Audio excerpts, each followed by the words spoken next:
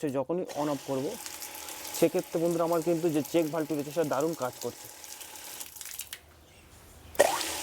তো দর্শক বন্ধুরা তোমরা দেখতে পাচ্ছ এখানে যে ওয়াটার পাম্পটি রয়েছে সেটা আমি আগের ভিডিওতে বানিয়েছিলাম। তো তোর এর একটা মেন সমস্যা ছিল যে পাইপ লাইনে জল স্টে করতো না, যার জন্য আমাকে মুখ দিয়ে জলটাকে টানতে হতো, তারপর পাম্পটাকে চালাতে হতো। তো আজকে সেই সমস্যাটাকে আমরা সমাধান করে ফেলেছি। আমরা বানিয়েছি একটা ছোট্ট মিনি পাওয়ারফুল চেক ভাল্ব।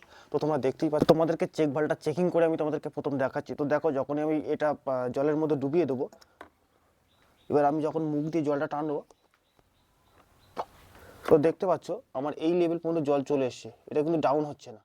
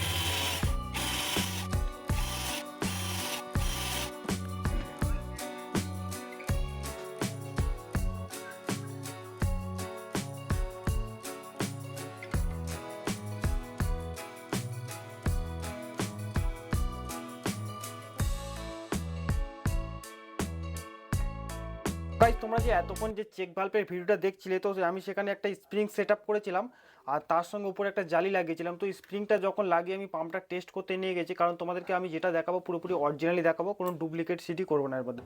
তো স্প্রিংটা লাগিয়ে যখন আমি এনআরবিটা চেক করতে গেছিলাম সেক্ষেত্রে জল উঠছে এবং এনআরবিতে জলও আমার যে চেক ভাল্বটি রয়েছে সেই চেক ভাল্বতে জল স্টেও করছে, কিন্তু সেক্ষেত্রে পাম্পের প্রেশারটা প্রচুর পরিমাণে পড়ে যাচ্ছে। এবার স্প্রিংটাকে টানার মতন ক্ষমতা আমাদের যে 775 ডিসি মোটর দিয়ে যে ওয়াটার পাম্পটি বানিয়েছিলাম তার অতটা নেই।